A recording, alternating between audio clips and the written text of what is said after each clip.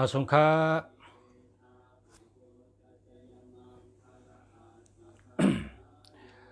มาสงพ่อแม่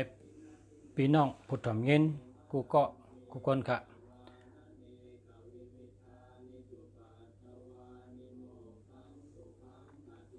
เมื่อในเตลัดลองหนึ่งสามตังลองหนึ่งสามตังลองหนึ่งอันว่านั้นเป็นลองเฮาเอาโคส่องเข้ามาเฮาเอาโคส่องเข้ามาอันเตลัดเมื่อไหร่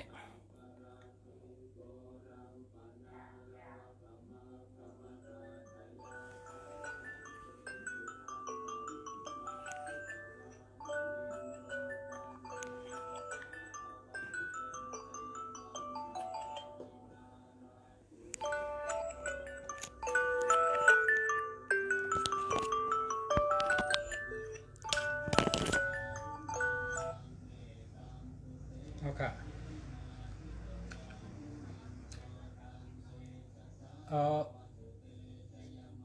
พออ้นเมื่อไหร่ก็ไตเมื่อไหร่ป้อมอ้นเมื่อไหร่ก็กำหนักเมื่อไหร่โอ้โหมาโอ้โหแก่ตีชอบแก่จันนี่เพราะวันเกิดกับอ้นมากเลยป้อมตั้นเมื่อไหร่ก็นะวันเกิดติดใจกันเลยเจ้าอ้นมาวันศุกร์อะไรด้วยอ้นมาวันศุกร์วันเสาร์จะได้ไตเนาะเอาครับ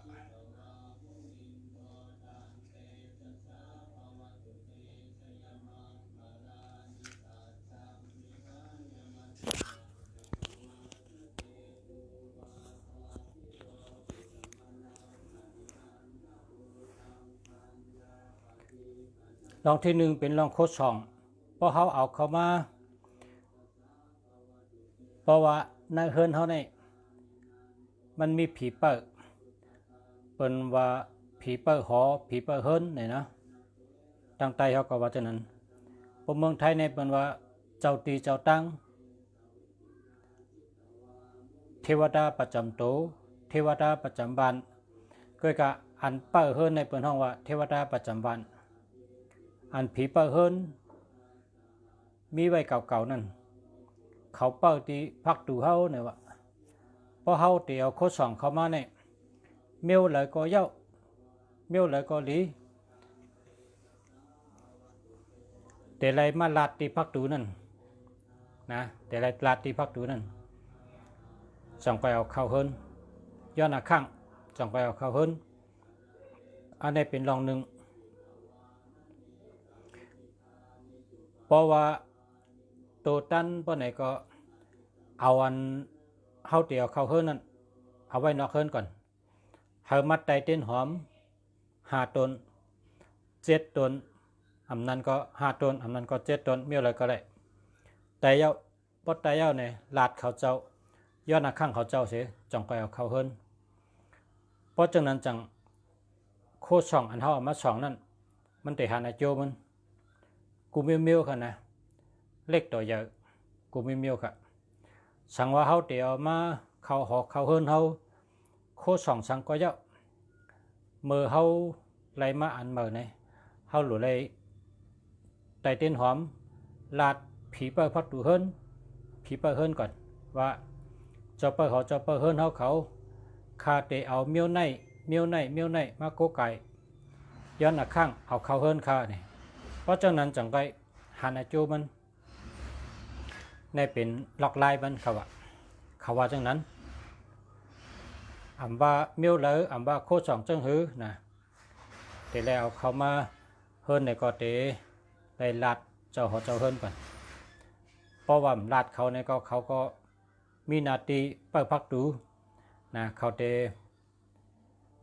ป้อเจอป้อมป้อเจอก็เขาหนังกันใช่แมนกันนะเขาก็นำแมนกันอันนี้เป็นล็อกไลน์เตียวโคสองเขาเฮิรน เหมือนจังหนังว่าเฮามีไว้พาราเหนือเฮินมีไว้พาราเหนือเฮินเฮาสำคัญอะไรทางโคสองเห็นเมียวๆปุ่นนี่เฮาก็พอเฮามา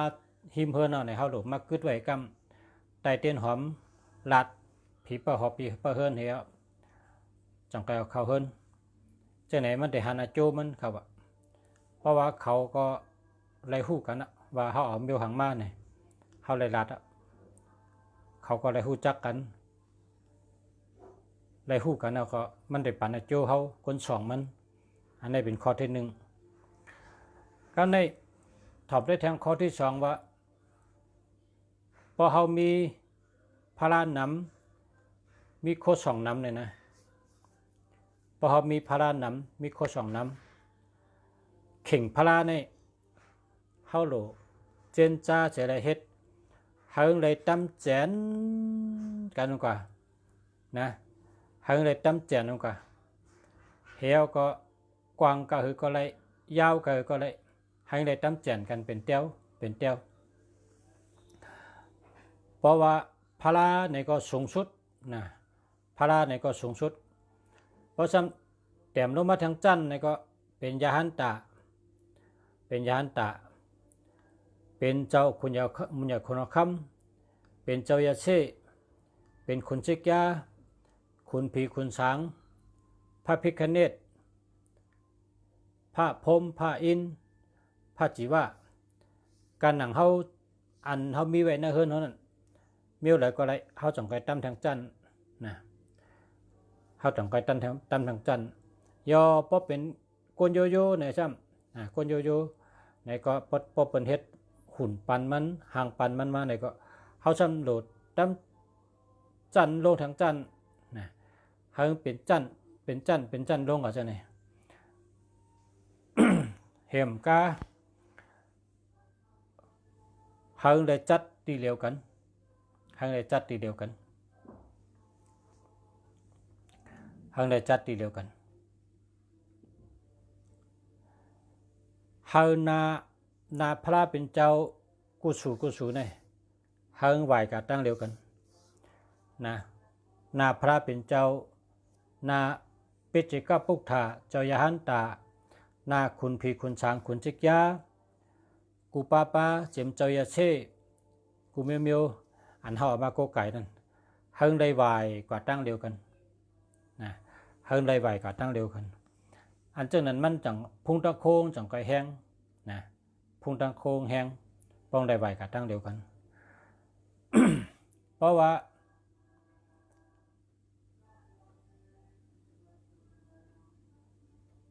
ไหวหนึ่งเจ้าไหวหนึ่งไผ่เจ้าไหวหนึ่งไผ่จะไหนโกไก่ก็มหันอาโจซ้ำเพราะไหวหน้าต่อกันก็เปิ่นดีเฮ็ดนะไหวหน้าต่อกันในเปิ่นดีเฮ็ดอย่าไปเอาไหวหน้าต่อกันละนะมันหรือไว้เป็นจันเฮา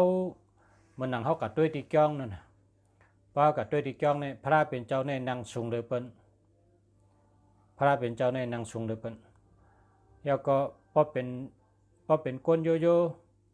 หมุนเจ้านางจ้องในนางสูงเลยเปิ้นเพราะหมุนเจ้านางจ้องนางสูงเลยเปิ้นเนี่ยตามลงมาทางหมุนจ้างเขาเพราะหมุนจ้างเขานางทางจันเพราะเจ้าสั่งห้ามนางทางจันเพราะก้นเฮินตั้งกับปีห้ามนางทางจันเป็นเช่นนั้นอันในจันพระจันมันนะให้มันเหลื่อมไหลกันแทงเมียวก็อย่าไปเฮิงได้อยู่เนยอยู่เตอกันละเพราะว่าอยู่เนยอยู่เตอกันใน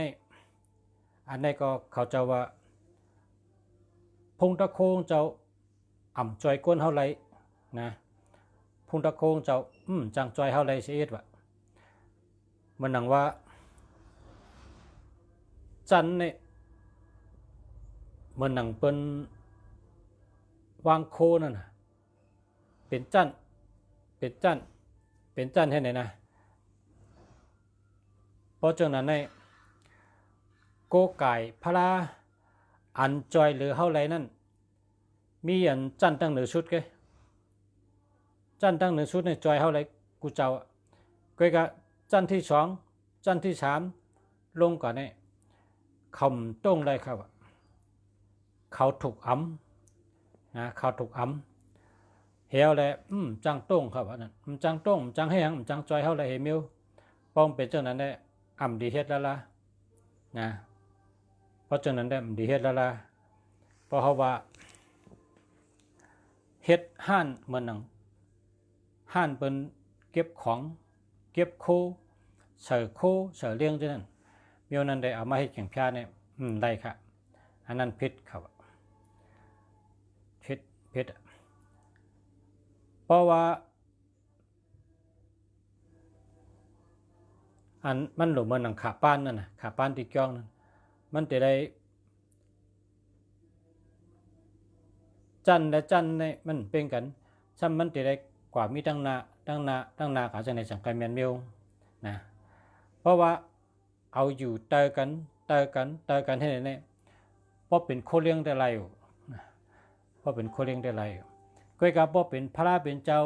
เป็นเจ้าปุกถาเจ้ายาหันตาเขาเจ้ายาเช่เขาเจ้าคุณชิกยาคุณผีคุณช้างเขาจะในพงตะโคเขามีพงตะโคห้างเผาห้างมันค่ะเขาเคยจอยเขาเพราะว่าเขาออกมาโกไก่ในเขาเคยจอยเขาจอยกุมิมิวค่ะมือกว่าตั้งเลยเฮรอดเพเมื่อเหตุการณ์ทั้งอ่องทั้งมันจะเนี่ยเขาเคยจอยเขาเพราะฉะนั้นเขาวางเข่งพระเนี่ยเขาหรือไว้เขามันเหมือนหนังจ้องนั่นกะมันหนังจ้องอย่าไปเฮิงช่อนกันละละในกันนะเราเลยหู้ไว้ล็อกลายไว้พระเป็นเจ้า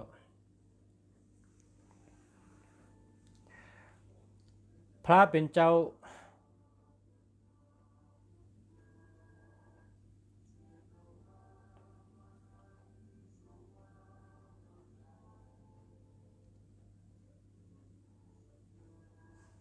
อัน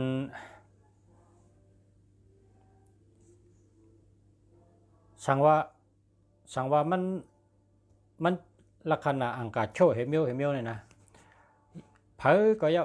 อย่าไปเชื่อหลายเฮาเอากระดูกจ้องให้นะคุณผีคุณช้างคุณชิกยาเจ้ายาเช่เจ้ายาฮันพระเป็นเจ้าโคช่องแลมเบียวเขาโกไก่เนี่ยเขาโดดด้วยดีๆอย่าเฮมีห้อยจัดอย่าเฮิงวินอย่าเฮิงแหวงเพราะว่าด้วยแลมันวินมันแหวงมันบวบมันโชเห็นมีมิวนะเป็นห้องลักษณะโชมันแหวงมันบวบมันวิมันจัดจะไหนเอากระดูกจ้องครับเปิ่นไว้ที่เฮิร์นนะเปิ่นไว้ที่เฮิร์นมีคนก้อนหนึ่งมันเชื่อไรน่ะมันจางเปิ่นเอาไม้ในเฮ็ดพระหนามมันว่าซ้ำเฮ็ดฉุยใหญ่น่ะก็ในพระในซ้ำแตกตั้งปืนขึ้นมาตั้งเติงขึ้นมาแตกมันจำดัดในลุงฉะมันว่าลายยามันมี5เนี่ยลุงฉะก็ว่ามีก้นกุปอกเปิ่นเอากล้วยชุกในตา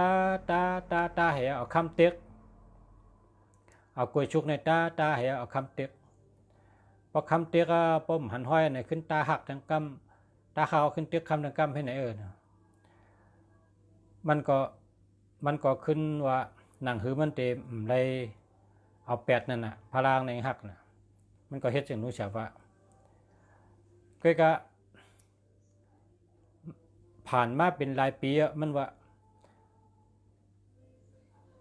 เตว่าอ่ำยุมก็จำเป็นหนังเปิ้นวานั่นน่ะเฮิรนมันนี่มีตังไม่นำน่ะอ่ำมีตังกัดเจอนะหน้าเฮิรนเขาก็กัดเจอ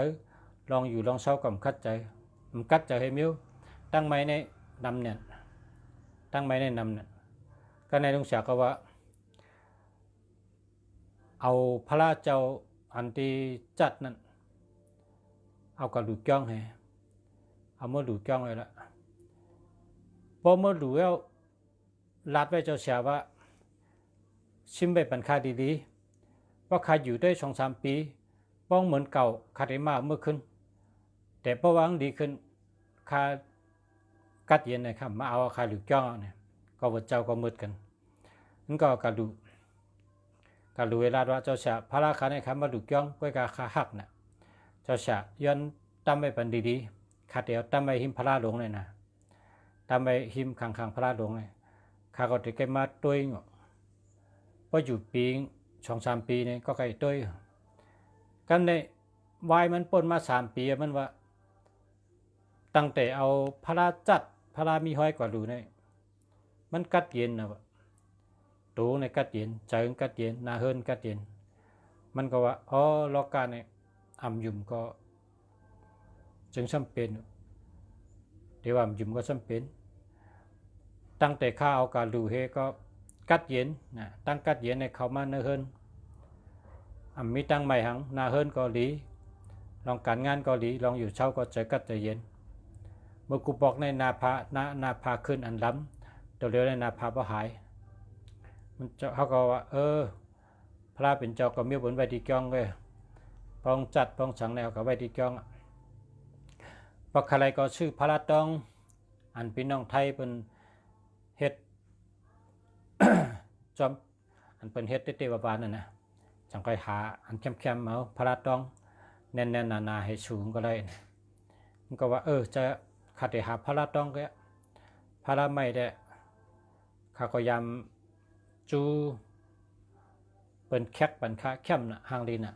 ใกล้กับพวกคำว่าโกไก่มันจำแตกป้องแตกขาช้ำเชื่อไหลอาจังว่ามันป้องแตกเข้าในมันไม่เจอนะ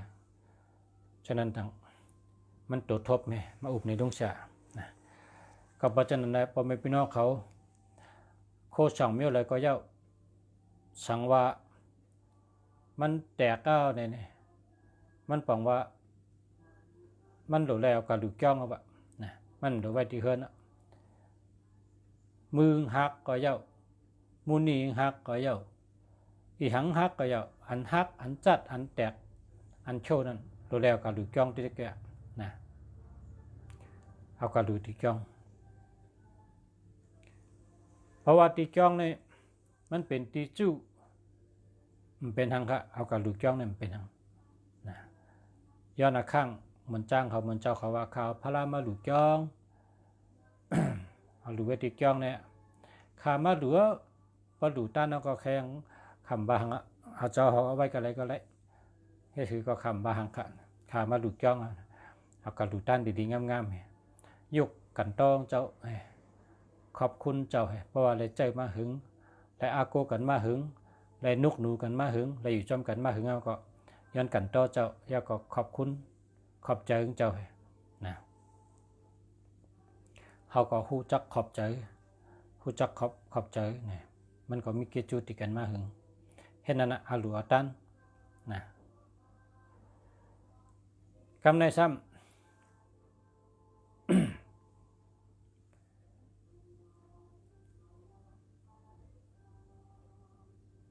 มันในแต่เป็นล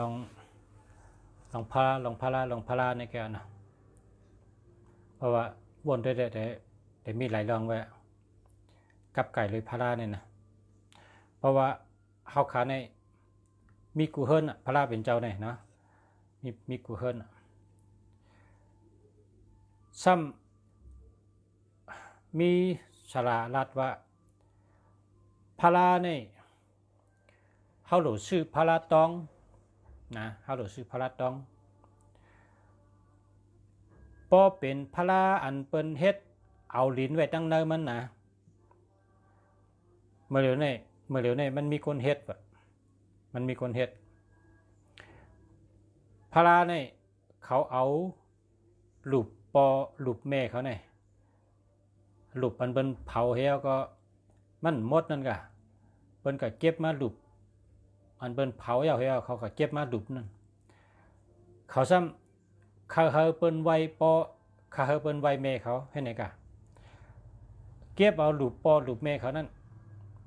เฮียอะไรเฮ็ดพาราเนี่ยเป็นพาราเตะก็เขาเอาหลุบเขาหลุบแม่เขาเนี่ย 1 สูเนี่ยเขาใส่ 2 ป๊อต2 ป๊อตเฮียก็ขึ้นเฮ็ดเป็นพลาซ้ำขึ้นปิกไว้ซ้ำขึ้นปิกไว้ซ้ำเอาสังปิกเหเอาแผ่นแดงได้ขึ้นปิกไว้แบบกำในซ้ำก้นซ้ำก็ชื่อมากอะเปิ่นหู้น่ะเปิ่นก็ชื่อมาเปิ่นเฮ็ดพลาแคมน่ะหางดีน่ะซ้ำก็ชื่อมาเพราะก็ชื่อมานี่โผงเนี่ยซ้ำว่าพระเป็นเจ้าในเนอมีลิ้นเฮาเดี๋ยวญาติด้วยกันเนี่ยว่าเนอมันมีลิ้นเฮาเดี๋ยวญาติด้วยกันก็ใน เขาซ้ำญาเพราะเขาญาเนี่ยเขากวักแผ่นแดงให้ก็เอาป่องตั้งปืนเนี่ยออกมาเป็นลิ้นเป็นไส้เฮียก็มีหลุบ2 ป๊อตฮะมีหลุบ2 ป๊อตก็ในเพราะว่าเมืองในมันเป็นเมืองขึ้นกลับนะเขาซ้ำเอาหลุบเนี่ยกว่านี้ก้นมีตั้งหู้อันนี้เป็นหลุบซัดท่าเป็นหลุบก้นฮะใครหู้จังไหนก็เนี่ยก็ในอันเปิ้นจามอะไรนั่นเปิ้นว่าเปิ้นเอากะจามเต้เปิ้นว่าหลุบเนี่ยเป็นหลุบก้นเป็นหลุบก้นก็ในเขาซ้ำอุบต่อกันว่าชลาเท่าชลาเมื่อก่อนเมื่อนี่พอเขาเอาพลามาที่เฮิรนเขาซ้ำเอาลิ้นออกเอาไส้ออกเสียซ้ำเนื้อซ้ำมีหลุบนี่ล็อกลายมันมีจังเนี่ยว่าก็ในชลาซ้ำว่ามีก้นเฮ็ดจังไหนเนี่ยมีเขาก็เก็บเอาเตาก้นตายหลุบก้นตายอันปอของแม่เขาตายนั่นเขาก็ซ้ำใครปอแม่เขาในเลยอยู่ที่เมียดเฮียเอาเฮ็ดพลาใส่ไว้เนื้อเปิ้นให้เปิ้นดูเปิ้นไว้นั่นนะเพราะเปิ้นดูเปิ้นไว้ในพอเปิ้นไว้พลาเพราะเปิ้นไว้กุศลในเขาวนว่าปอแม่เขาก็ได้ไรกุศลนั่นก็ลัดนี่จังไหนยาก็ตีเฮ็ดจะมีกะละจังไหนเนี่ยฉลาดจังว่ามีหลายตีที่เป็นเฮ็ดพลามีหลายตีเพราะว่าแค่ด้วยก็กอดด้วยได้ที่เป็นเฮ็ดพลาเนี่ยที่เป็นเฮ็ดพลาเนี่ยมีหลายตีก็กะเลด้วยได้เพราะใครฮู้ก่อนเขาจังไกเลด้วยแบบบางตีก็เลด้วยก็เปิ้นก็ใส่ก็นะบางตีก็ใส่บางตีก็ใส่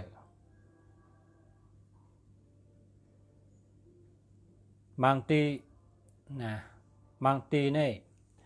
เขาเฮ็ดพลาเนี่ยนอกเนี่ยเป็นพลาแบบตั้งนอกเนี่ยเป็นพลาหางดีตั้งเนื้อเนี่ยเขาซ้ำเอาลิ้นกัดเนี่ย7 ตีแบบลิ้นกัดมันจังว่ากัดที่ใดเป็นกัดขึ้นเลยกะกัดที่ใดขึ้นเนี่ยเขาก็มาลิ้นกัด7 ตี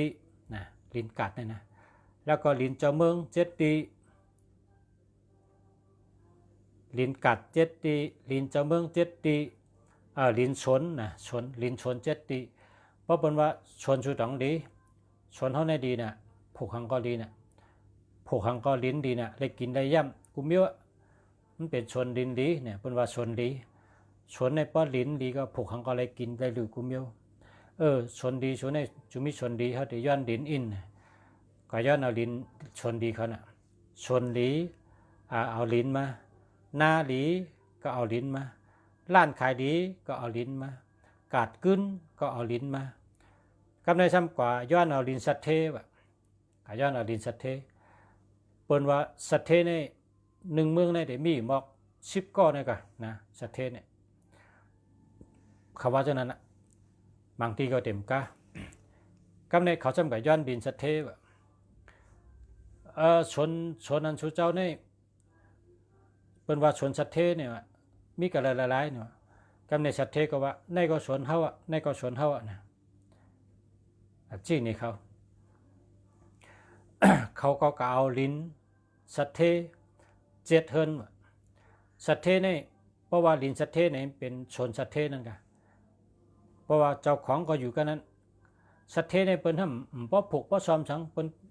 กำดำในผูกต้นไม้หางดีเฮต้นหมอกหางดีเฮต้นไม้อันมีจืงแคมเฮเฮ็ดจังได๋เขาจำกะย้อนเอาลิ้นมา ตัดเจ็ดเฮินเจ้าไหนก็เอามาเฮ็ดเฉอในพลาก็มีในว่าเขาอุบนี่นะเขาอุบนี่มันมีหลายเมียวน่ะอันที่เปิ้นเดียวเฉอในพลาให้อะไรเฮ็ดขายเนี่ยนะเหมือนหนังนุ่งชาว่าอันไหนก็เปิ้นเฮ็ดนะเหมือนหนังว่าก้นอันตั้งใจนะก้นอันตั้งใจกับหาดินอันเขาใครไรนั่นเหมือนหนังลินก้นวันจันเนตายนะก้นวันจันเนเนี่ยป้องตายเนี่ยเปิ้นก็เอาลินขี้เตานั่นน่ะมาเฮ็ดโคสองเมียวแบบก้นวันจันเนเนี่ยนะว่าเขาตายนะเปิ้นกับเผาแปดเขาเพราะเผาเนี่ยเปิ้นใกล้มีก้นกับหาเก็บเอาลินที่เปิ้นเผาแปดนั่นมาให้โคสองเมียวลินก้นตายก้นจันเนตายเนี่ยนะก้นวันจันเนก้นวันเสาร์เนี่ยจังว่าเพราะชื่อพระเนี่ยเพราะมันมีลินเนี่ยลุงชาวว่าแต่ชุมโดชื่อนะโดชื่อละพอมีลินก็อย่าไปชื่อเพราะแต่ชื่อพระก็ชื่อเป็นพระตองเนี่ย อันแคบมันอันหนามันช่วยๆนั่นนะดัดเพลินนะดัดเพลินนะ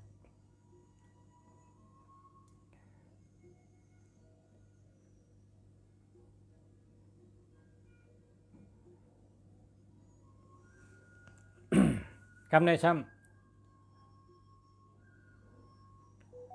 โคสองแทงเมียวหนึ่ง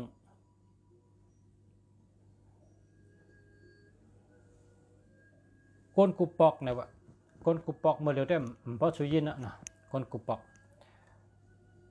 กันต่อค่ะก้นกุปอกในเนี่ยวะเป็นวดชบวดปากเป็นวดชบวดปากเขาอยู่กันต่อเนี่ยเพราะว่าลัดในชูเจ้าแต่ได้ชู้ไว้นะคำพ้องในเปิ้นว่าเขามีเพ้อเนี่ยวะเขาว่าเขามีเพ้อคนเจอไหนหนังฮือได้เต็มกว่าออกแท่งหนังฮือเต็มกับญาเปิ้นแท่งหนังฮือเต็มกับเป็นเพเปิ้นแท่งนั้นโกไก่เจ้าท้าวเวชสุวรรณเนี่ยเพราะว่าโกไก่เจ้าท้าวเวชสุวรรณเนี่ยก้นอันเปิ้นเน่ว่าเขามีเพ้อนั่นนะเพ้อเขาเนี่ยอำกว่าตั้งเลยไรอำกับเก้าเปิ้นอำกับเฮ็ดเพศต่อเปิ้น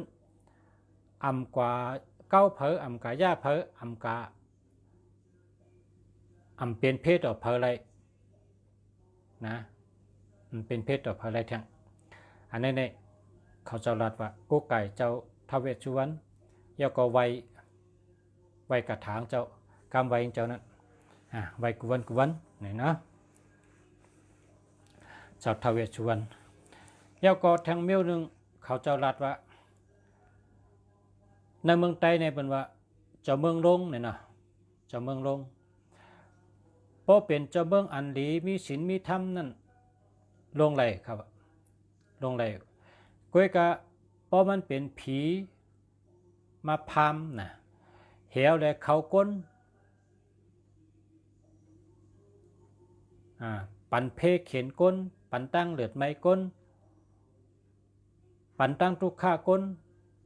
ปันตั้งอย่าผึดก้นนั่นนะผีเจ้านั่นนะอันนี้ก็เพราะว่าชื่อเจ้าท้าวเวชสุวรรณโกไก่ไว้เหี่ยวก็ไวกูวันว่าไหนผีอันเต็มมาเขาก้นเห็นแล้วลัดว่าเขาเป็นเจ้าเมืองนั่นเข้าทางให้ปอกนะก้นก็นั่นก็ก้นก็นั่นเหก้นเนอเฮินกูก็เหอยู่ดีกินวันกูก็เป็นตั้งเป็นมีตั้งไม่นะมีตั้งใหม่เลยคำตั้งผีเข้านะใครเข้าเมื่อไรก็เข้าใครลาดทางก็ลาดเจ้านั้นผีเจ้านั้นนะเข้าเลยนะก็ไก่ไว้เจ้าท้าวเวชสุวรรณเนี่ยก้นอัน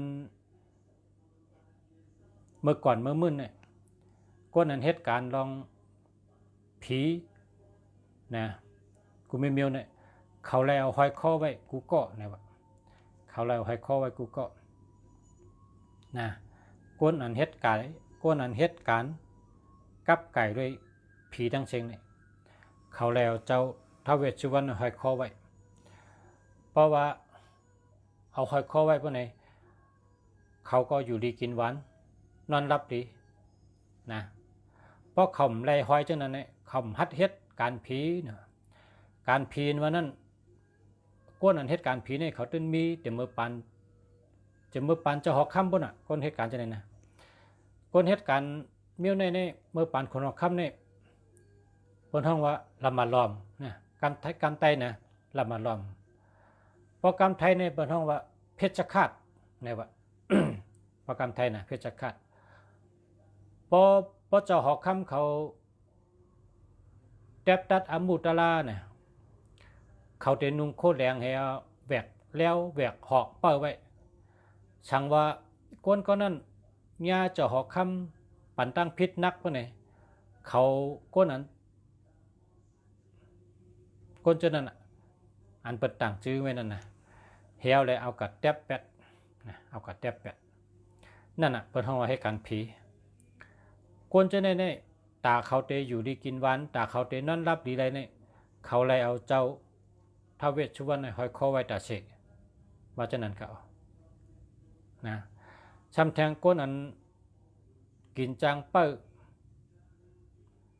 ที่เปิ้นเอาก้นตายกับแปดจะนั่นนะเขากินจางเป้อก็มีน่ะตื่นเป็นก้นเมียวอันเหตุการณ์จังนั้นน่ะนั่นก็เปิ้นเอาห้อยคอไว้ตาเสกมันหลอดเพดีนะจะว่าเจ้าท้าวเวสสุวรรณในอาโจงเยอะน่ะเถิกดีโก้ไก่กันกูก็เถิกดีส่องกูก็เพราะเขาส่องนี่เขาจะเลยอยู่ดีกินหวานแล้วก็หลอดเพอันผีอ้ำผีเข้าผีตุบผีตับอันเข้าก้นอันให้ได้ก้นอยู่ดีใช่ไหมมันหลอดเพดีน่ะมันกลางเพดีเตะหรือเสนมก็เพราะว่าลูกอ่อนเกิดมาเนาะเพราะหล่อนเกิดมาเอากับมัดไว้ที่อู่ไงที่อู่หล่อนในนอนอู่เนาะ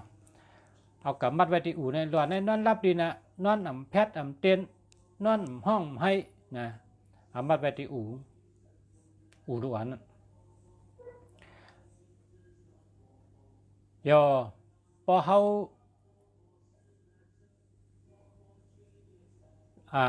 ก็กายไว้ที่เข่งฮิบเข่งพระนะมันต้องไว้แต้มเดือพระด้วยไว้ในเข่งพระที่วางไว้แต้มเดือพระอินพอเขาก็กายไว้นั้นมันติดจอยตั้งเฮินตั้งเยอยู่ดีกินหวานหลอดเพผีเอ็มดีนั่นน่ะมันเขาเฮินเท่าไหร่ในก็คนก็กายกันนำเตะแทงเมียวนึงก้นอันกับพันต้นไม่หลงวะก้นอันพันต้นไม่หลงร่มก้นอันกะเลอไม่ต้นไม่หลงร่มจะไหนไม่ต้นใหญ่มีผีเป็นวันนั้นก้นอันกะแทบต้นไม่ใหญ่ต้นไม่หลงเนี่ยเขาก็เลยส่องเลยห้อยเลยเอาจับตัวนะแล้วจับตัวป้อมมีจังไหนจับตัวก็ก้นกะแทบต้นไม่ใหญ่ไม่หลงเนี่ยเขามันอยู่หึงนะเดี๋ยวเป็นตั้งเป็นเฮเป็นยอกกาเฮมันก็ตายเฮเนี่ยแต่แล้วไม่ได้ช่องจับโตเนี่ยว่าเขาจะรัดว่าพอเขาปาไม่ได้จับโตเนี่ยก็นอนเถินนอนคือนอนเนอหอยเนอลอยเนอป่าเนอเถินเนอคือตีเลยก็นอนในกุฏิผีก็มหลอกเพชรก็มหลอกนอนรับหลีกุฏิแล้วก็เขาเจ้าใครทั้งว่าเมื่อกุปอกเปิ้นสร้างเมืองเปิ้นมาเฮ็ดเมืองเนี่ยนะเมืองเชียงใหม่เนี่ยเมืองเชียงใหม่ก็เยอะเมืองกรุงเทพก็เยอะเป็นรัฐจังนั้นคนเองกว่าลือไม่ลงเฮียก็เอาลองมาจำนำแบบเพิ่นเอาตุ้มไม่ลงในลองมาจำนำแต่มาถึงเมืองเนี่ยนะเอาลองมาจำนำมันมีไม้หมางต้นไม่ลงเนี่ยยุกกวัดหลายก็บ่มหอบนั่นน่ะเพิ่นก็ลือเนี่ย นก็เอาร่วมเฮียก็ในโปรจ้างในเอาลงกับฮอตน้ำเอาในมันย่อมกาวนะเปิ้นเอาจ้างลากเอาตุ่มเลยนะก็ในจ้างในลากลงกับฮอตถึงน้ำก็การตุ่มไม่หลวงนั่นป้องลงกับตีน้ำมันย่อมกาเขามันกว่ามันลองจังเปิ้นมันได้ปั่นกำโหงมากำหางมามันได้ปั่นอยู่ในน้ำนั่นกว่าไรอีก็กว่าตั้มก็กว่าไม่เนี่ยนะมังต้นนะไม่อันเอาเฉินนั้นน้ำแห่มันลองมันกว่านั่นหมุนนั่นกำในเขาเจ้าจังเอาเจ้าท้าวเวสสุวรรณเนี่ยนะเปิ้นเอาเปิ้นมีหูเปิ้นมีตรงมันบนเห็นเนาะเปิ้นก็เอาไม้หน้าในกับดอกเหอกะติตุ่มนั่นเฮียวก็เอาไม้ในกับมัดเฉยเอาเจ้าท้าวเวสสุวรรณในกับมัดเฉยเปิ้นตุ่มมันดิ้งหมุนอยู่ในน้ำนั่นมันก็ลองกับจำน้ำมันจังเปิ้นไรในวะนะในก็เปิ้นไข่นี้อันที่ตุ่มไม่ในมันมีนำนะวะตุ่มไม่ในมันย่อมกะมันย่อมลองเลยนะเปิ้นเต็บมาให้ก็มาปัดถอดน้ำเอาเนี่ยมันก็ขวางอยู่ในน้ำนะลองจังเปิ้นนำนะมังก็นะก้นมังก็ก้นเท่ามังก็ซ้ำเอาเงินอันเม็ดมะกุปอกมาเรียวได้มีมาเรียวได้มีมะกุปอกในเงินเมืองไทยในเม็ดบาทเม็ด5 บาทในตั้งหลังเป็นการโดนตั้งนางเป็นเจ้าหอกคำนะมะกุปอกนะเปิ้นก็เอาเม็ดบาทเม็ด5 บาทนั่นแหละเปิ้นเอาใส่ในธงให้จอกแถวก็เอาไม้หน้าในกับดอกเขาติดตุ้มถ้าเอาไม้ในกับมัดห้อยติดตุ้มนึงอันนี้ก็ตุ้มในลองจำนำดีๆงามๆแบบคว้างเลยกึดเลยกว่าจำนำชอๆเหมือนเปิ้นอันที่เป้ผีในกาโลนก็เป้ผีเจ้าท้าวเวสสุวรรณก็เป้ผีนะเยาก็เจ้ากาโลนและเจ้าท้าวเวสสุวรรณได้พอเฮิรนเผออยู่เชียนตั้งจู้เชียนตั้งเพนั้นก็นาเฮิรนในญาเสียงเฮิรนเป็นตำเชอญาโหเป็นมัดตำเชอเมียวแหลมจี้มาตั้งเฮิรนปะไหนเปิ้นเอากาโลนในไว้ที่นาเฮิรนให้ทองกับจู้อันที่แหลมตำมานั่นอันนี้ก็แก่อะไรดีเนี่ยนะนั้นก็เอาเจ้าท้าวเวสสุวรรณเนี่ยก็ไก่ไว้เฮิงไหวนากาตั้งนั้นนะเพราะว่านาเฮิรนเขาเนี่ยตั้งนาเฮิรนมี3 แยกมีมีเส้นตั้งจู้ตั้งเพมีเจียงเฮิรนมีเจียงโหแหลมเฉยตำมาซื้อพักดูบ่เนี่ยเขาก็เอาเจ้าท้าวเวสสุวรรณเนี่ยตำให้ก็เฮิงไหวนากาตั้งนั้นอันนี้ก็เกอะไรดีๆค่ะนะเกอะไรดีๆไรหนองต้าชังอยู่ไรเช่าไรอยู่ดีกินวันไรค่ะ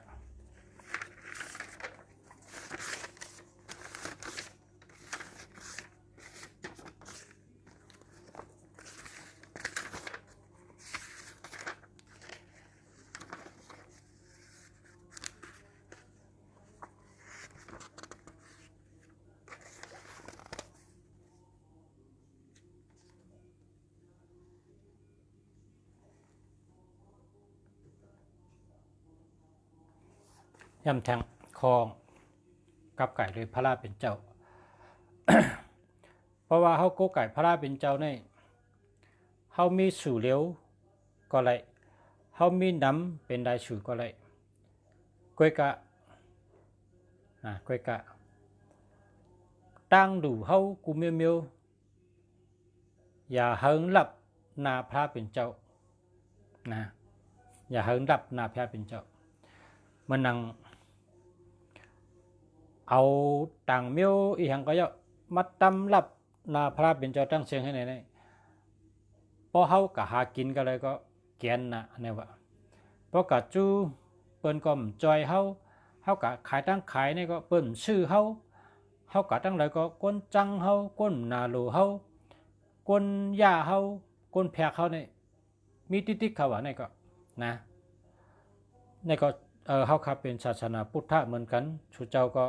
มีพระนะเฮิรนเผอเฮิรนมันเฮิงสร้างล่างนะเฮอพระเป็นเจ้าในไรมุงกว่าอย่าเฮอมีอันรับนะเพราะว่าเขาตั้มไม่พระเป็นเจ้าเนาะเขาตั้มไม่เพราะว่าเขามีสู่เดียวเนี่ยก็เพราะมีสู่เดียวเนี่ยก็บอกบ่อน้ำก็ตั้มคังมันอ่ะตั้มคังกายเนี่ยตั้มกับตั้งคังบอกบ่อน้ำนั้นก็เมียวเลยก็เยอะพระเป็นเจ้าเขาตั้มไม่ใช่ไหนอย่าไปเอาเมียวมาใส่ตั้งนางเจ้าให้เนี่ยรับนาแพร่เป็นเจ้าเนี่ยเมืองในเนี่ยเมืองไทยเนี่ยเปิ้นเป็นเมืองไม้มันเป็นเมืองปลายหมากมีเปิ้นกล้าเปิ้นขายนะการกล้าขายเปิ้นเนี่ยเปิ้นดูไรเงินเนี่ยเฮิงไรกูวันค่ะนะ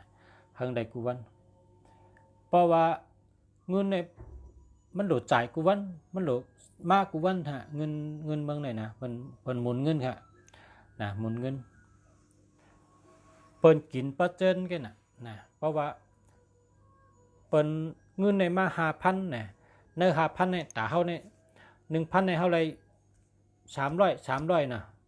350เงิน5,000เข้ามาเนี่ยเงิน5เหงเข้ามาเนี่ยปงมา5เหงใน1เหงนะเฮาได้3ปาก350เฮาได้1,500แต่3เหง5เนี่ยมันเป็นเงินเปิ้นเฮาหลโอนปันเปิ้นขึ้นกลางค่ำกลางนั้นเข้ามากลางค่ำเฮาหลโอนปันมันเป็นเงินเปิ้นกินเปอร์เซ็นต์มันกันนะเงินเมืองไทยเพราะฉะนั้นคนกล้าคนขายเนี่ยเขาหลูไรกูวันเขาซ้ำหลูเงินในหลูโอนกูวันซ้ำหลูเขาซื้อกูวันซ้ำหลูโอนกับกูวันเขาเลยกินเปอร์เซ็นต์มัน30%อันนั้นนะเพราะว่าไร30%นั้นเป็นเงินเขาเนี่ยก็เขาโจมไหนอ่ะนะเพราะว่าซ้ำในเดือน2 เดือนในยอดอันไล่ค่ะได้มันยอมลงในเปลี่ยนทางเนี่ยนะยอมลงต่ำแห้งแล้วโตขึ้นมาล่ะเนี่ยมันสังเกตด้วยมันตัวขึ้นโตในหัวยอดเงินมันลดลงแต้มลงมันก็กระจุเป็นตัวกระจุเป็นตัวเพราะกระจุเป็นตัวเนี่ยก้นอันมันกระจุนั่นใช่ปะเป็นเจ้าหือมันจะถามลองตั้งมันพอถามลองตั้งมันมันก็ตีข้องเอาก้นหมดด้วยนี่วะเพราะนั้นก็มุดด้วยเป็นเฮิรนคาดูมันปลากอบสังกอบลองเจ้าหือได้เงินค่าในต่างโตให้อ่ำโตละ2-3 เดือนค่าในเงินค่าในยอมลงในแห้งแล้วโตมุดด้วยเป็นอินด้วยมันก็ห้องก้นหูเห็นมุดด้วยนะเปิ้นก็มึกแก่เป็นหนังคือว่าลาบมันติดไรดีขึ้นเหมือนจังลุงเสียบานเนี่ยอันลุงเสียรัดในชูได้ชูเจ้ามันรู้ก็ห้องเพิ่มมัดด้วยขึ้นนะมันรู้ห้องเพิ่มเฮาชูเจ้าถอมให้ได้เมียเอาห้างกล้วยนะเมียเอาห้างกล้วยเฮาเนี่ยเขาเป็นก้นคัดเจอเป็นก้นใกล้ลูกก็ลูกเจ้านะเหตุการณ์ก็ใกล้พอเฮาใกล้พอเฮาคัดเจอเฮาก็ศีลสมาธิสติปัญญาเตรียมทนปานใดจึงห้ามยอดเงินในมันหลุดเลยเลือขึ้นกูวันเลือขึ้นกูเรือนนะเพราะว่ามันเฮ็ดอยู่เป็นได้แหละอยู่ในศีลสมาธิ3 เปิงเข้มแดบอยู่ยาก็คัดเจออยู่ยาก็ใกล้อยู่แห้งแล้วโตเนี่ยตัวตัวเก่าขึ้นตัวละพระเป็นเจ้าจ่องมันมีอันปิกนาพระเป็นเจ้าเจิ้งลุงเสียวางป้องเมียนปิกนะก็เฮออย่าไปเฮอมีอันปิกมือเมียเพราะว่านาพระเป็นเจ้าเนี่ยมันมีเหมียวมาอยู่ไว้ตั้งนานซื่อๆเนี่ยมันก็ปิกหลับเขานะตัวกูสูตัวกูเมียวตีเขาโกไก่เขาก็ใครให้เขาได้ลีเขามักมีได้เขาโกไก่นะเพราะโกไก่ก็ให้เฮ็ดลุมลาลีแล้วก็ตัวดีซอสืบทางคลองอันในลำลองทน นะข้อนี้ได้ลำลองข้อนี้ลำลองทำไว้ดีๆนะปกติในเมืองไทยนะปกติในเมืองไทยพระเป็นเจ้าอันเฮาเอาไว้เป็นประธานนั่นนะพระเป็นเจ้าอันเอาเฮายุกขึ้นเป็นประธานนั่นนะเพราะว่าเขามี3สูเนาะ3สูเนี่ยสูเลยยุ่มสูเลยปีสูเลยแคมแดบพอมี3สูเขาเลือกเอาใน3สูนั้นสูเลยใหญ่เลยเปิ้นสูเลยใหญ่เลยเปิ้นแล้วก็ปีช่างล่างเลยเปิ้นแคมเลยเปิ้นเขาใน3สูเนี่ยสูเลยใหญ่เลยเปิ้นเขาเอาสูนั้นขึ้นเฮ็ดเป็นประธานมันเป็นชูอันชงชุดอ่ะเขาตัวเลือกสั่งว่าเขามี3ชูเขาก็เลือกเอาชูอันใหญ่เลยเปิ้นอันแคมเลยเปิ้นสั่งว่าเขามีน้ำก็เขาก็เลือกเอาชูหนึ่งอันแคมเลยเปิ้นอันใหญ่เลยเปิ้นขึ้นไว้สูงชุดเลยเปิ้นนั้นเป็นห้องว่าประธานมันอันนี้ก็แมนเมียวอยู่นะใครเป็นพระหังก็เป็นก้อยหน่ะเฮมันเหมือนอย่างก้นนั่นน่ะเพราะก้นอยู่ดีปีชันนะพระเป็นเจ้าในก็เฮงเหมือนจังว่าอันฉวนเขาเดียวขึ้นชงชุดในเฮงเป็นพระอัน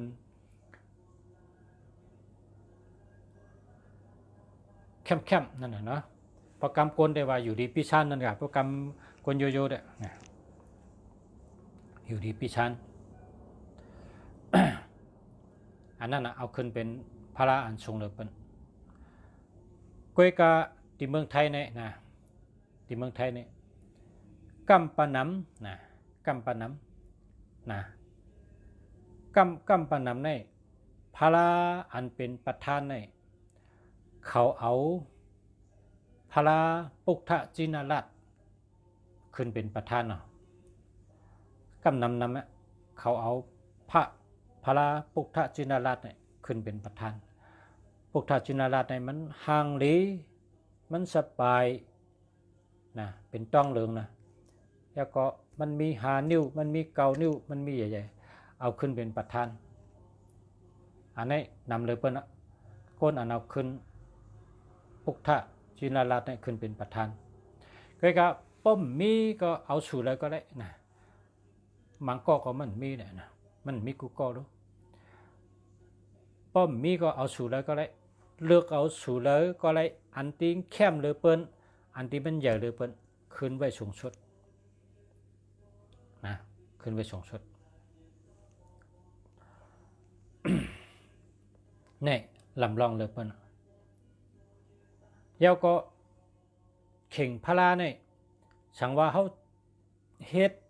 เขาจัดเจ้าเขาเคสเอาเนี่ยเขาอยู่ได้2-3 เดือนเนี่ยเขาไม่ได้เงินดีนะไม่ได้เงินดีเนี่ยเขาโหลดตัวกำเดียวโหลดขึ้นเมฆกำเดียวโหลดตัวกำเดียวมันเป็นแมนเมลพอมันแมนเมลมันเนี่ย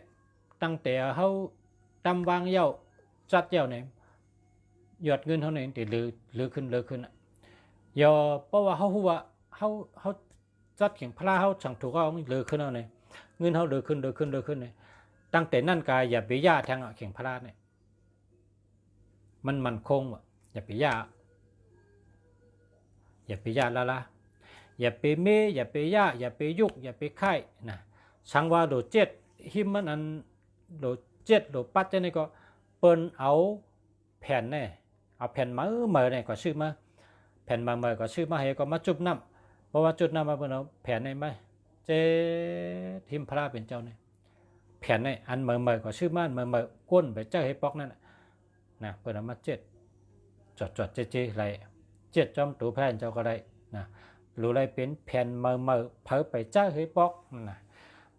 อย่าไปเอาแผ่นอันเขาเจ้าให้ก็กระซักมือให้มาเฮ็ดเนี่ยในละเลยในละแผ่นเนี่ย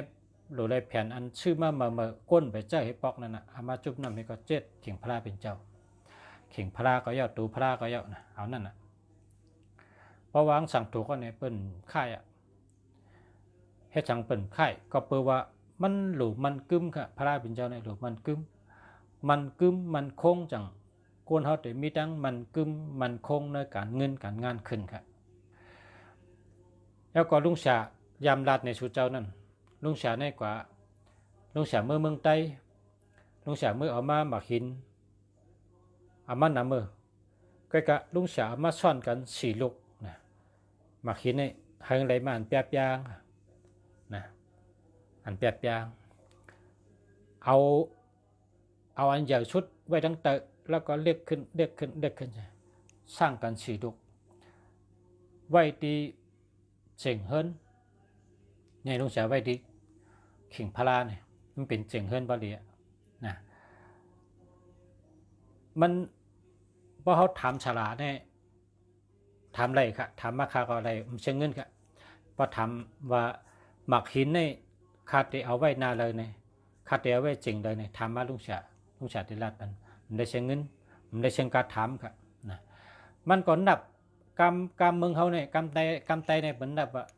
ปริวละอายุนักละพงมีกหปฏิเตจะฐานะศิรินะไว้นับอันไหนไว้กันนะนับอันไหนไว้กันหมักหินสีลูกนั้นนับอันไหนไว้กันเพราะว่าก็เลยเคยเฮ็ดเหมือนนุ่งจากก็ทำมาเพราะมีหมักหินเราก็ทำมาเดี๋ยวไว้กันเลยก้อยกับบ่ไว้อย่าไปกับตุ้มอย่าไปกับย่าอย่าไปกับเฮ็ดให้ปังนะหมักหินนั้นมันโดดตั้มมันคงอยู่ไว้มีหังมายะแมวก็มายะคนก็มายะมันเดี๋ยวมันอยู่กึกกันเนี่ยนะตั้งสี่ลูกนั่นน่ะดี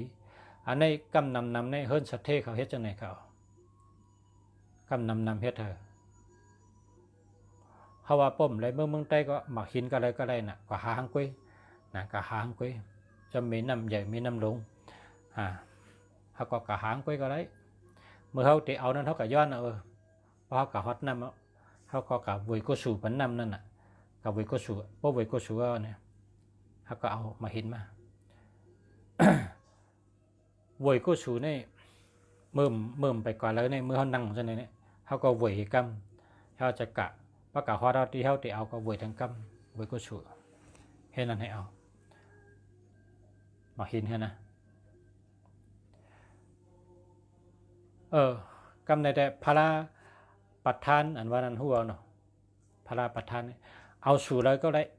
เอาเมี้ยวเลยก็ได้เอาเจ้าเลยก็ได้ก้อยหน่ะด้วยดีๆเจ้าอันแคมหรือเปิ้นเจ้าอันที่สมบูรณ์อยู่ดีปีชานหรือเปิ้นห่างดีหรือเปิ้นใหญ่หรือเปิ้นเอาสู่นั่นน่ะเฮ็ดเป็นเจ้าเงาอันใหญ่หรือเปิ้นตำไปชงหรือเปิ้นนะ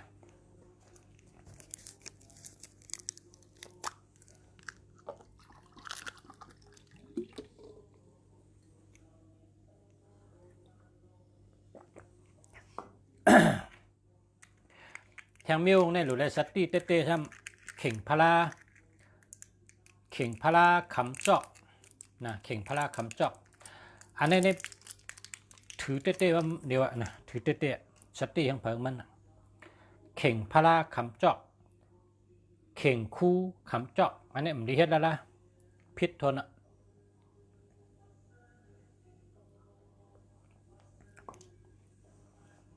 เฮิร์นในเปิดมีตั้งโต๊ะตั้งออกตั้งห้องตั้งจานมีสีน้ำเมืองเข่งพลาเขาเนี่ยเขาโดยเฮ็ดกลางมันน่ะเฮ็ดนาตั้งออกก็เลยเฮ็ดนาตั้งโต๊ะก็เลยเฮ็ดนาตั้งห้องก็เลยเฮ็ดนาตั้งจานก็เลยก็นาหรือเฮ็ดในกลางอย่าไปเฮ็ดละเข่งพลาคำจอกมันว่านั่นเลือกที่มันแหลมด้วยเนี่ยเลือกที่เจียงมันน่ะที่เจียงจอกนั่นกูในซ้ำกาวไม่ไก่เฮเอาไม่นัดดอกเฮเอาเปลี่ยนชื่อเฮถ้าเอาพลาตั้มก็ดีเจียงเฮิรนมังก็พลาก็ตั้มกันนั้นเข่งคู่ก็ตั้มกันนั้นคนจะเนี่ยรอดเฮก็ครับความรอดเฮก็มันมีตั้งขึ้นใหญ่เลยขึ้นใหญ่เลยล่าเฮ็ดจังเนี่ยเจียงเฮิรนนั่นความใจในว่าความใจว่า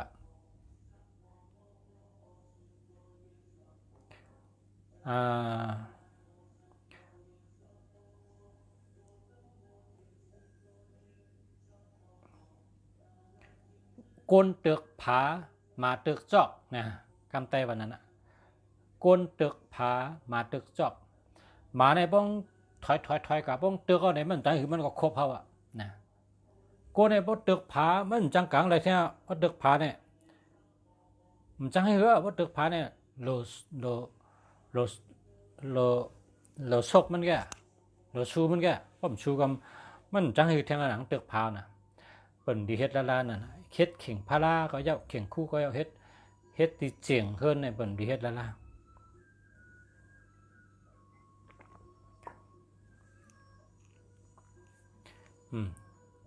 อันนี้ก็สติทางเผอมัน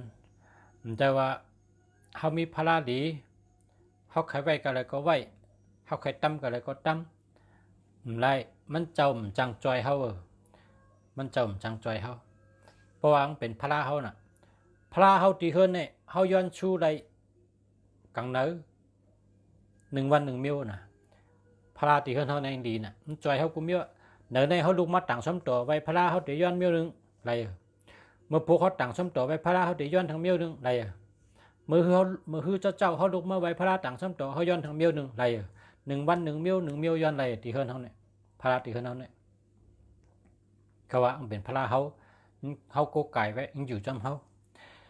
ก้อยกะพอเป็นพระต่างตีอันเปิดห้องว่าพระตีนนันพระตีนนันพระตีนนูนเนี่ยพระอันมีไว้จื่อเสียงหลังๆนั่นพอเขากว่าฮอตเนี่ยเขากว่าย้อนชูเนี่ยเขาย้อนไหลเมียวเหลียวกัน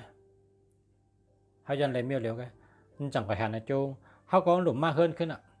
เมื่อพวกเขาเด็กกว่าแทงห้ำกว่าไรมันไกลน่ะนะเขากว่าย้อนไหลเมียวเหลียวกาย้อนเมียวเหลียวนั่นซ้ำเมื่อเราคิวมันเด็ดถึงเขาเมื่อเราเลี้ยงเด็ดถึงเขาอันเขาย้อนไว้นั่นเมื่อเราจังไปเด็ดถึงกำเขาให้แน่มันเหมือนจังก้นกะเอาหลักมัดนั่นน่ะเลยเปิดคิวนะเลยเปิดคิวมันนะเลยเปิดอะไรมันน่ะอะไรเปิดผ่านขามาถึงอะไรเฮานั่นป้มไปถึงอะไรเฮาก็จุกเปิดนั่นน่ะพวกกเอาเบอร์นั่นนะเหมือนจังนั้นนะเข้าแถวกันให้เปิดเอาเบอร์นั่นน่ะพอพระอันกึนพระนำเนี่ยพอกับใบมันก็เหมือนนั่นไรเด้งไรที่เดียวกับใบผู้สูงก็ไรพรดีก็ไรอาโจงก็ไรความยันชูก็ไรก็น่ะกาดีนั้นมีผีเปิดน่ะเขาจะติดด้วยว่าน้ำปัดก็ในน้ำปัดก็ในเมื่อเรื่องเดี๋ยวได้ถึงก็นั่นไงเมื่อเรื่องเดี๋ยวมาถึงคิวเฮานั่นน่ะเมื่อเรื่องเดี๋ยวมาถึงแร่เฮาเนี่ยก็เพราะฉะนั้นอันดีเลยเปิ้ลเนี่ยพระเป็นเจ้าเนี่ยมันมีกุศลมันมีกุฏิเฮาหลุดลุ่มล่าลีตีพระตีเฮิรนเฮาเนี่ยแหละลุ่มล่าลีปัดปูหลูเมมดเฉยลีหลูด้านลีไวลีนับถือลีแก้งลีตีเฮิรนเนี่ยแหละจากดีเลยเปิ้ลนะพระเป็นเจ้าตีเฮิรนเฮาเนี่ยแล้วก็เขาย้อนฉังก็ย้อนไรกูวัน1 วัน 1 มื้อ1 วัน 1 มื้อบ่ย้อนนำนะได้คำปันนะบ่ย้อนนำนะได้มันแต่1 ปัน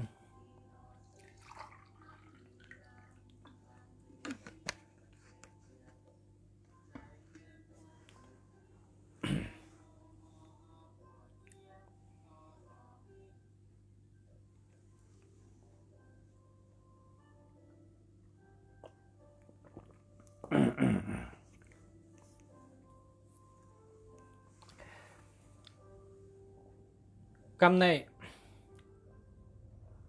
พอเขาเต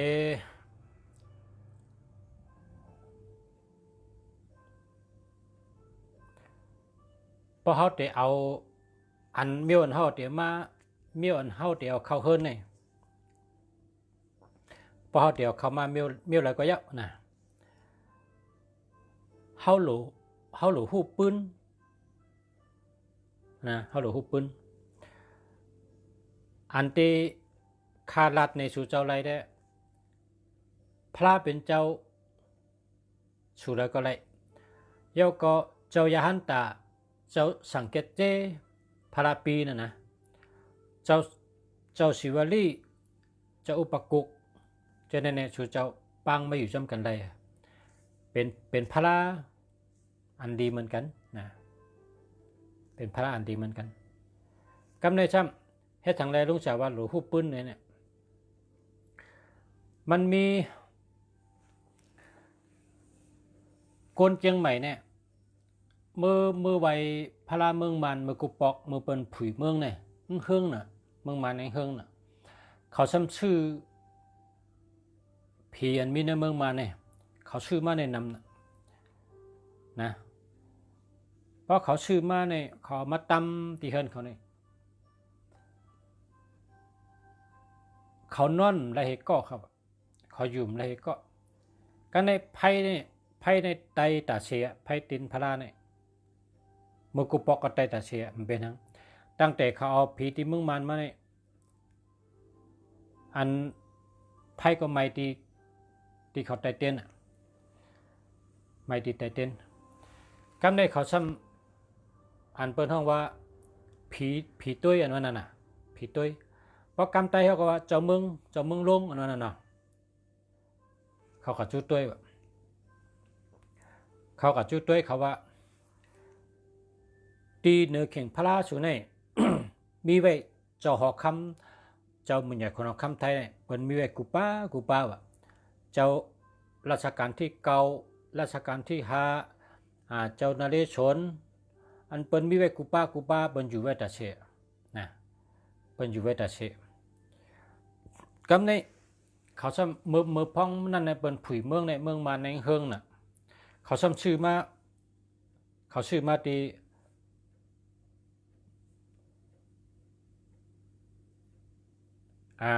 โพนัดจี้เนี่ยติงจี้ให้เนี่ยนะโพนัดจี้เนี่ย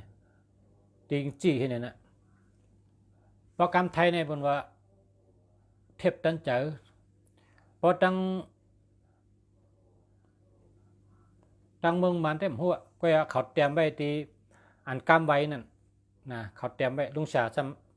ำอ่านมันออกว่ามันอ่าน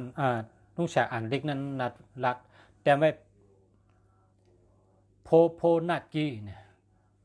นะลิกมีนั่นนะอันนั้นเป็นว่าตั้งผีคนหัวค่ำไทยเนี่ยตั้งผีเนี่ยแหละเขามังกันเมื่อก่อนเมื่อมื้อเนี่ยผีมารเนี่ย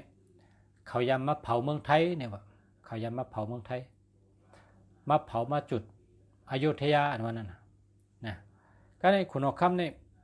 เพราะเขาหันผีมารมาในเขาเปิดชึกตึกกันกำเดียวเปิดชึกตึกกันกำเดียวก็ได้เขาอยู่ไรอยู่ก็ไรนอนก็ไรเขาซ้ำให้ฮื้อเนี่ยเขาซ้ำโทรมาถามลุงฉาก็ว่ามันเป็นเจ้าเมืองหรือเมืองนั้นนะมันเป็นเจ้าเมืองหรือเมืองนั้นตีเชียงใหม่นะซ้ำมีจองมานจองหนึ่งเป็นห้องว่าจอง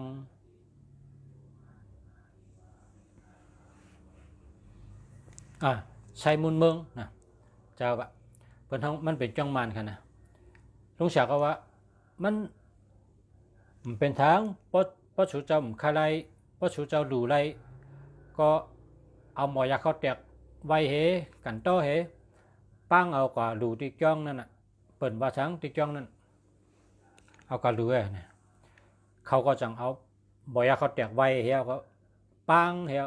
เอากระดูแกจ้องนั่นน่ะเอากระดูแกจ้องนั่นเอากระตั้งชุดอันที่ชื่อมันเอากระกุ้มเยอะเอากระดูแกจ้องนั่นจังก้อยชุกซักแทงว่ะตั้งไม่เขาจังก้อยหายกะตั้งไม่เขาจังก้อยหายกว่ามันเป็นเทพเจ้าดีได้ดีอยู่มันก็ดีแต่เมืองนั่นกะนะมันเป็นอันดีอยู่เมืองนั้นก็ดีแต่เมืองนั้นเมืองในก็ดีแต่เมืองในเห็นไหมกะใครให้ชูเจ้าฮู้ไว้ว่าพอเขาฮู้ปืนเนี่ยเขาเต็มอะไรมาหญ้าอันที่ให้เขามัดตึกกันนั่นน่ะเขาเต็มในหญ้านั่นน่ะพอเขาเอาสายเลยเนี่ยก็เอาสายนั่นก็เห็นไหมนะพอเป็นสายใดสายนั่นเนี่ยมันเป็นสายเดียวกันน่ะมันตึกกันนั่นกะยอพอมาหลายสายในผีก็มังกันก็อย่าตึกกันก็อย่านะเพราะฉะนั้นก็เขาว่าเขาตีกว่าตีเลยเมืองใดก็อย่านะเพราะอันก็ไก่ตีเฮิร์นเขาแคมแดบปุ่นเนี่ยก็เขากลมเพราะตีเฮิร์นเขาในแคมแดบเอาเนี่ยเขาคู่สายเนี่ยสายเขาเนี่ยเป็นสายพระเป็นเจ้านะมันจังรู้สึกว่ามันใกล้นั่นน่ะพระเป็นเจ้านำหนาซื้อเด้เขาก็ว่าเป็นสายพระเป็นเจ้าเขานะพระเป็นเจ้าตั้นฉาช่อง5พระเป็นเจ้าศิวลี จ้าอุปกุกเจ้าสังเกตเจพระเป็นเจ้าอันเฮาก็ไก่เนี่ยอันเฮาว่าพระก่อเมืองว่าพระศีลหนึ่งว่าเนาะอันเฮาฮู้ว่าสายในนี่มันเป็นสายเฮาเนี่ยเฮาก็สืบสายในที่เด้นะ สืบสายในที่อย่าไปเอาอันติมจื้อสายนั้นมาล้อนั่น โกงมาตึกกันเฮาก็ไม่เหมือนอย่างเขานั่นนะเพราะว่าเขาติเฮ็ดสั่งในเขาหลวสายใดสายนั้นนะอันสายลุงจะแนะนำพ่อแม่พี่น้องเขาได้ไรนะไรอันเจ้ากาโลนเจ้าท้าวเวสสุวรรณเนี่ยเพราะว่าตัวลุงจะเนี่ยอยู่ที่ใน30 ปีไปอ่ะลุงจะเอาเมื่อที่เมืองใต้นำเนี่ยนะอันที่เป็นเจ้าคือพี่น้องเขาเนี่ยมีกูเฮินเพราะเขาอยู่ดีก็ลุงจะก็ส่งเมื่อปันเขาก็เลยอยู่ดีกินหวานขึ้น มี2ก้อนะก้องอาศัก64อันนั้นก็กายาลาเชียวตองกี้นะแสนเชียงรายปากอ่ะเพิ่นก็ว่าเอามือเฮินขึ้นให้ละมันจังจอยอ่ะนะชาวบุญชาวบ้านเขาจะมาเฮินพอมาเฮินเนี่ยพอมีพี่น้องจะคือลูกหลานเนี่ยจะเลือกใจน้อยซ้ำให้เหี่ยเปิดด้วยกันกันในเขาซ้ำสืบพงมาหาลุงเสียก็ว่า จามเตยป้องถึกช็อตกันก็มีไรในแก้วเนี่ยลุงเสียก็เอาเจ้าเหยอะชู2 ชูเนาะเอามือชูใหญ่ๆมีช็อกไปเนี่ย1 ชูเนี่ยเอามือเหี่ยก็มีเหล็กเป็นอากาศ3 กองเอามือจำนักเหล็กเป็นอากาศ3 กองเนี่ยเต็มจื้อก็เปลี่ยนใส่แล้วก็เจ้าท้าวเวสสุวรรณ2 ชูเนี่ยมีช็อกไปเนี่ย1 ชูเนี่ยเอามือพอมือฮอดก็มันรัดกล้ามแล้วนะเอามือในยิบเป็นอากาศ3 กองเอามือในยิบเจ้าท้าวเวสสุวรรณเห็นว่าในเสียมึงหรือให้ดูให้ต้านปันป้าว่าป้าเขาได้ยินก็งอกหัวแล้วเนี่ยมันได้ยินเหมือนกันมันก็แผบตาเฮียโหได้มันใครงอกแล้วมันก็นอนรับกับนอนรับกว่าอะไร2-3 ชั่วโมงเมื่อกูวันในมันลูกเลยน้ำก็มันกินเขามันก็กินมันย้อนกินทั้งการเน้นนอนรับกับบอก3 ชั่วโมงในป้องลุกขึ้นมาเนี่ยว่าเอาลูกเขาแห้งนะย้อนกินน้ำอินดูเนี่ยว่าลูกหลานเนี่ยจมนะตักน้ำมันมาปั่นกินข้าวเฮียก็ไม่ใช่กินน้ำเฮียก็เขาก็คัดใจเอาตั้งกินตั้งย่ำปอนมันเป็นข้าวเป็นน้ำปอนมันก็ขึ้นอยู่ดีกินหวานนะต่อถึงเมื่อเร็วไปตายครับเมื่อเร็วเนี่ยขึ้นกับเฮชชนขึ้นอาชา64นะในซ้ำก้อนหนึ่งแทงป้องซ้ำเป็นก้นใจกอดไทยหน้าให้ก็ล่มเนินนาให้หูโตเพิ่นก็เอากับห้องยาก็อยู่ห้องยาก็ชาวบุญเขาว่าอะไรเอามือเฮินนั่นก็ดุกๆลังหายนะลุงเสียก็ให้ในก็แค้นขึ้นต่อถึงตัวเร็วตายครับแล้วก็มีทางมนเจ้านางจ้องนะในแต่มรัดจื้อเนาะพออันน่ะเป็นอยู่ดีว่าลุงเสียก็เฮ็ดจังไดก็จังว่าอันลุงเสียแนะนำในแต่มันเป็นสายเดียวกันนะเพราะเป็นสายเดียวกันเนี่ยมันก็ดีมันก็พิษจังนะเจ้าท้าวเวสสุวรรณเนี่ยปดด้วยในศึกปืนเจ้าปนเป็นอากาศ3 กองเนี่ยเปิดห้องว่าเจ้าเวยสวรรณนะเวยสวรรณจื่อเจ้านะเจ้าเวยสุวรรณในก็เต็มเจ้าเวยสวรรณในก็เต็มมันเจ้ายามเต็มกาถาลู่ถึงพระเป็นเจ้าเนี่ยมี3 ตีกำเดียวนะมี3 ตีกำเดียว ก็เพราะฉะนั้นแหละมันเจ้าในเป็นเจ้าอันนับถือศาสนาพุทธพระเป็นเจ้าเตๆบ่พอเฮาโกไก่ไหลอจงอันเฮผีตุผีตับนะเฮพิมลีเฮปยกะเปิ้นเฮ็ดใส่ก็มตื้อเปิ้นนิกนามก็มตื้อเปิ้นมะไหวยายานิกนามอันเป็นปยกะอัตัดอมองออกลั่นทั้งเสียงนี่เป้ไหลดีๆงามๆครับอันนี้ก็คือผู้ต้องนี้เขาได้ฮู้ไว้ว่ามันเป็นของดีนะมันเป็นอสองดีนะอันนี้ก็ซื้อไว้ส่องไว้มาจับขึ้นชูใหญ่ๆไว้จับขึ้นชูเลี้ยงไว้จับโต พอเฮาไหลหลูน้ำนะเฮาหลูน้ำกัดน้ำเฉยนี่เฮาเอาหลูเฮาแต่เตียนให้ตนพอไผเตียนรับนี่เฮาขึ้นย้อนเอาน้ำนั้นมากินมาอาบนะเป็นนิยาเจ้าก็ขึ้นเอาทางอันมาขึ้นดูไว้น้ำอันนั้นเฮาก็ถอกเอาเฮเอามากินมาอาบนะลีว่าลีนะอันนี้ก็ลุงจากเขาก็เจอมาปียาวข้าวหึงแหละต่างรัฐนี่ว่ามันเป็นของดีเตะนะเป็นของดีเตะมันเป็นอันจ้อยชูเจ้าไรนะมันได้ก็อุบกันเตรียมจะมองแล้วนะอันเป็นวันที่1นะเมื่อไหร่ก็อุบเกี่ยวให้เนี่ยนะเพราะว่าต่างวันต่างกันด้วยพี่น้องถามมาหมายพงนั่นได้รายละนะได้ละต่างวันต่างกันด้วยหมายพงเนาะเมื่อได้อุบเอาตั้งหู้อันทิ้งจำตัวนี่หลวหู้กันนะลองเช่นนี้นะหลวหู้กันหลวเลี้ยงกันข้าเขามัดต่างรัฐชูเจ้าไปค่ะพอมีพี่น้องเขาค่ะหักกูก็ค่ะข้าเขายันชูเฮชูเจ้าอยู่ดีกินหวานเหตุการณ์ขึ้นใหญ่มาชุงเฮาหมอหักกันน้ำเฮาหมอพร้อมกันน้ำยันให้กูก็กูเจ้าได้อยู่ดีมีเงินห่างดีกึกปืนกูก็กูก้นกูก็กูเจ้าใช้คำค่ะมาชุงค่ะ